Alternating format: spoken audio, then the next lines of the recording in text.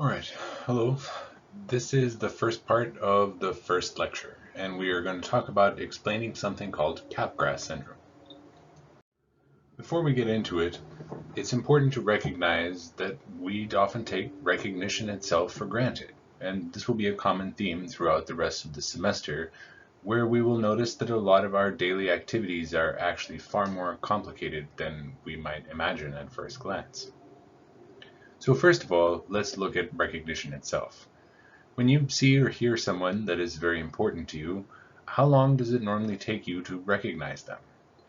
Chances are it's pretty close to as instantaneous as possible, at least for most people. Even when we're talking to somebody on the telephone when we can't see them and their voice is somewhat garbled through the phone system, it's still pretty obvious when we're talking to one of our loved ones. But have you ever stopped and considered how that happens exactly? I mean, chances are you use your eyes and ears in some manner, but then what? I mean, you see them and you just know who they are, or you hear them and again just know who they are. But how is it that you know who they are? And if I was to tell you as the professor of this class, well, your brain just does it. Would you be satisfied with that answer? I mean, I would hope not. I personally would not be. It's actually a much more complex story. And while we won't talk much about recognition itself in this lecture as a whole, we will get to it in several chapters. So what is Capgras syndrome? Capgras syndrome is a rare neurological disorder that results in our continued ability to recognize our loved ones, but causes us to insist that they are not who they appear to be. And this can range from conclusions being around that these family members have been replaced by paid actors or imposters, and some have even gone so far as to say that they've been replaced by robots or synthetic organisms or even aliens. And while it might seem strange, sometimes the consequences are quite dire. In fact, there are records of where people have killed members of their family because they were convinced that they were replaced by machines. And while it is incredibly rare, it is also a very serious syndrome. Further, it can sometimes accompany Alzheimer's syndrome, especially in more advanced ages, though it is still incredibly rare. Now, before we get into some clues from neuroimaging, it's important to understand what neuroimaging techniques are. And these just refer to different methods for examining either the structure of the brain itself or the activation patterns within a living brain. Now, you could, of course, use dissection to understand the structure of a brain, but the person would have to be dead for that, and that doesn't really help us in trying to figure out how certain neurological disorders ultimately manifest in our abnormal behaviors. And we'll discuss these techniques in the next portion of this lecture. Now, some clues from neuroimaging. It has been documented that those afflicted with Capgras syndrome have damage to both the temporal cortex and the prefrontal cortex. And as I've said a couple times now, we will talk about the various cortices in the next part of this lecture. Now, damage to the temporal cortex oftentimes will indicate some disruption in the circuits related to the amygdala, which is a subcortical brain structure. Whenever I'm talking about circuits here, I don't actually mean electronic circuits like you find in a telephone or a toaster, but rather the intricate networks of brain cells that are interconnected, and in their togetherness, they operate and perform certain functions. Those are oftentimes referred to as cognitive circuits or brain circuits, if you will. Now, they also show people who are inflicted with Capgras syndrome damage to the prefrontal cortex, which is the frontmost part of your brain, a little bit above the eyes, you could say, right behind the forehead. And circuits in this region of the brain are oftentimes associated with either planning or analyzing complex events. But how does this relate to Capgras syndrome? Well, let's look at this more deeply. The amygdala is an almond-shaped structure in the limbic system. The limbic system means it's involved in our sort of emotional processing and various types of emotional sensations. And it plays a central role in emotion and in the evaluation of emotional stimuli. Now, for a long time, it was thought that the amygdala only modulated the fear response, And now it is considered to be fundamental to evaluating salience as opposed to just fearful stimuli. Now, it is evolutionarily adaptive to have dangerous things be highly salient, and this is probably one of the first reasons why the assumption was that it handled fear-based things, as dangerous items oftentimes elicit fear and are highly salient both.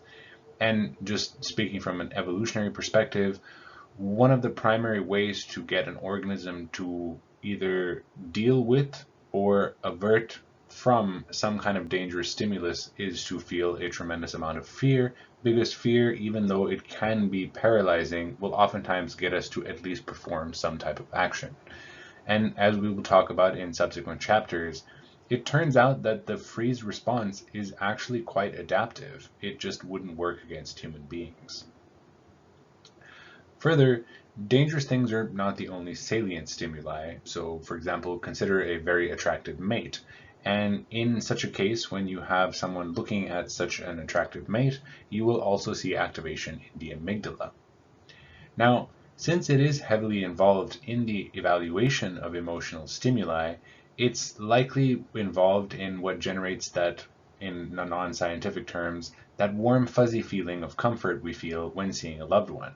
Because ultimately that feeling is a type of emotional response. We could argue that it's not a primary emotion, but ultimately it fits far more into that category than a colder, direct cognitive process, even though we'll also talk about how that distinction is blurry at a subsequent chapter.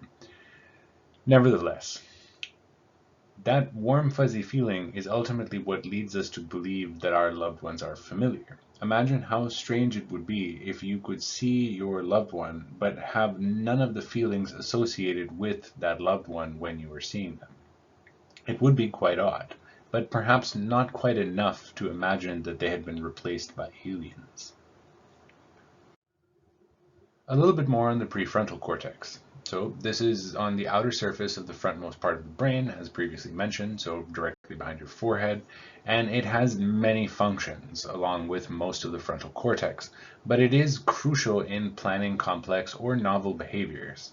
It is important to note that it is also one of the first places in your brain that is impacted when you consume alcohol, and it will, generally speaking, have lower rates of activity when you are inebriated. This is one of the reasons why learning new things when you're drunk is very difficult, and our tendency to make plans is greatly impaired. Things like being able to drive home when we're under the influence, we will oftentimes assume that that is a good plan and it will work out just fine, whereas we would not normally make such decisions if we were sober. So, this region of the brain is highly active when we are planning or trying to understand something new, and it is not very active when we are dreaming, which is an interesting distinction. Now, interestingly, researchers have also found that there's decreased activity in this brain region when a schizophrenic is suffering from some type of hallucination. Just a quick note before we go on. When a brain region is highly active, we just mean that we have lots of the neurons in that region of the brain all firing, oftentimes in certain synchronous patterns. When something is not active, it doesn't mean that the neurons are not firing at all, just that they're not firing at such a rapid pace as when we would consider it to be active. The only time your brain is not firing or active, or the neurons are not engaged in some type of activity, is when we are dead. Other than that, your brain is always doing something. What changes is what portions and how much is currently engaged. And I don't mean how much of the brain. By how much, I just mean the degree to which the neurons are firing per second.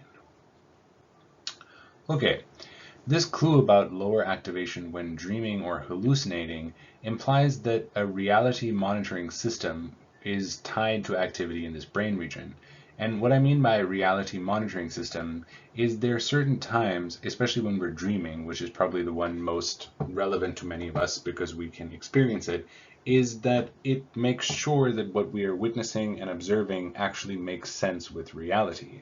This is oftentimes inhibited during dreams, which is why we don't often think things are strange in a dream, but when we wake up, we think it's so odd that we dreamed of perhaps, let's say, fish swimming in the air while it was flowers that were in a vase that's actually underwater. Now, you might think that's strange once we wake up, but while we're walking around in our dreamscape, we're unlikely to look at it and think that it could not happen. This is related to this idea of reality monitoring, which is largely handled by the prefrontal cortex. At least it is one of the responsible circuits. So going back to these clues, so just reminding ourselves, Capgras syndrome leads us to recognize people but insists they have been replaced. So if there is some kind of damage to the amygdala circuits, then we would lack that familiarity response that could ultimately lead us to suspect that something was strange or amiss with our loved ones. Now, further, if we're having trouble actually accurately analyzing or monitoring reality for that matter, then being able to disambiguate between two different potential solutions to this lack of familiarity might ultimately seem equal to us, while to a person who is in a regular cognitive state, they might know that one is much more likely than the other. So for example, this lack of familiarity could be explained by something is not quite right, and then maybe they got a new haircut. And many of us have had this experience where we've seen someone we've seen all the time and they've either changed their facial hair, or they wear glasses or a new outfit or whatever it happens to be. And sometimes we can't quite place it, but we know something is different than normal. Now, someone who's having trouble accurately analyzing a situation might also think to themselves that maybe this person has been replaced by an imposter. Heck, even somebody who's cognitively fine might have this thought fleetingly, but after having this thought, someone who is cognitively functioning would be able to recognize that that is exceedingly unlikely, whereas someone who has damage to the prefrontal cortex of their brain might see each of these as equally likely. Now, here you can see a combination that ultimately might lead to symptoms like Capgras syndrome. You have a lack of familiarity, which raises warnings because something is ultimately wrong, yet we don't have a good way of analyzing what that is, and so one explanation is as good as another. So it is possible that in these cases, those suffering from Capgras syndrome ultimately come up with these wild delusions about their loved ones. Now, does this prove that Capgras syndrome is responsible because of damage in these two areas? Well, not quite. It's important to remember that simply seeing any kind of neuroimaging data is not enough to make any solid conclusions. Please be aware that there is a strong bias towards automatically just believing such studies or whatever claims they make, because they tend to be very close to our stereotypes of hard science. They're very complicated pictures of the brain along with various types of colors. Oftentimes the technicians are wearing white lab coats, and if you look at the hard data, it's pages upon pages of spatial numbers, and it basically looks like some very advanced calculus is going on, and under the hood, to be fair, there is.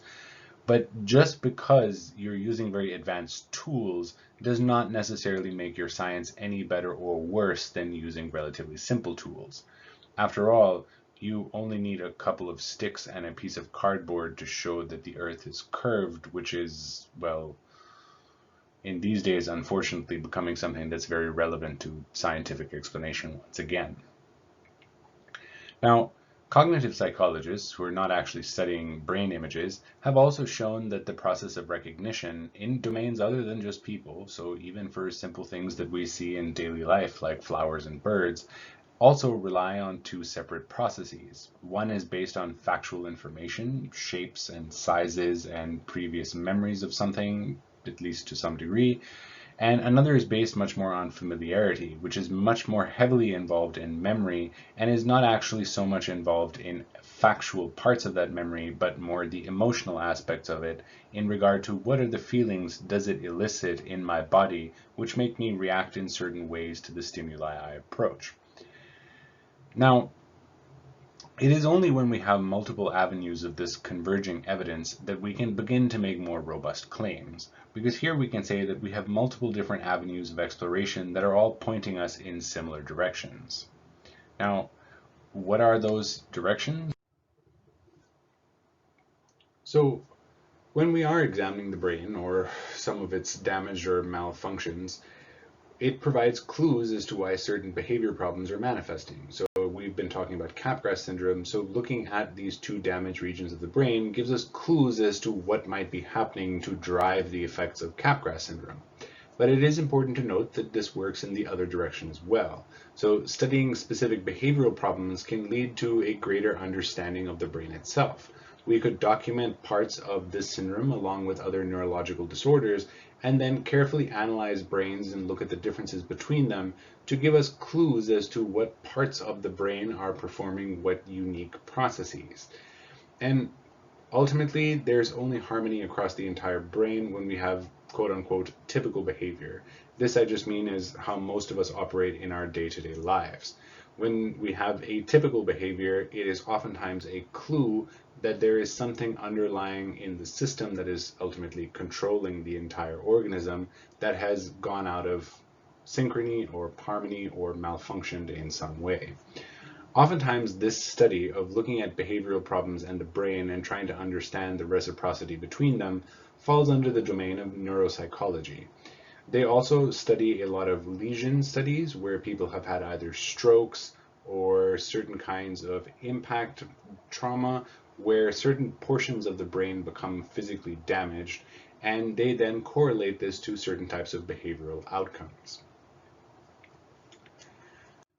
Just an extra question for you to leave you with something extra to think about for this portion of the lecture is, now that you know something about Capgras syndrome and how it is related to familiarity and analytical processing, and further it's mostly documented with people that we love or care about or know well, please consider the following. And at the outset, please note that this is not something I have an answer for, and I apologize if this is triggering for some of you. But what would happen if someone afflicted with Capgras syndrome was to see a parent with whom they were exceedingly familiar, the parent, but they did not have any positive feelings towards? Say a parent who either refused to accept some fundamental quality of that person or was, say, physically abusive. What would happen in this situation? Do you think the person suffering from Capgras syndrome would still be convinced that they're not who they say they were? And do you think it relies to some degree on positive emotionality for the syndrome to manifest? Or could it work on negatively valenced things as well?